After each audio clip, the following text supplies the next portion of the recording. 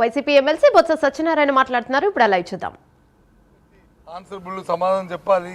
మేము ప్రజలకు వచ్చే అకౌంటబుల్, మేము బాధ్యత మాది, ఈ రాష్ట్రంలో అందరూ బాగోవాలి అని మన నమ్మకాన్ని ప్రజలకు కల్పించాలి అనే ఉద్దేశం ఈ ప్రభుత్వానికి ఎక్కువ వస్తుంది. ఎందుకంటే వాళ్ళ చేతలకు ఉన్నాయి కాబట్టి, వాళ్ళు చేసే పనులకు ఉన్నాయి కాబట్టి, వాళ్ళకి బాధ్యత లేని తత్వంగా వాళ్ళు ప్రవర్తిస్తున్నారు కాబట్టి, అదే తత్వాన్ని మన హౌస్లో కూడా అలాంటి వాళ్ళ దగ్గర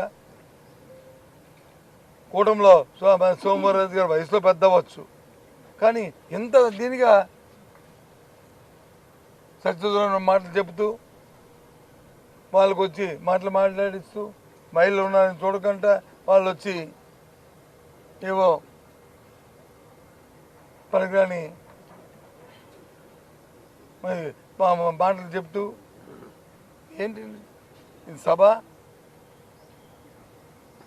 ఏమైనా ఇవన్నీ రికార్డ్ అవుతాయి, ప్రజలు వచ్చి మనం చూస్తున్నారు, హర్షిస్తారు, లేకపోతే మన నుంచి చీకొడతారు, యావగిస్తారనే తత్వం ఆలోచన లేదు.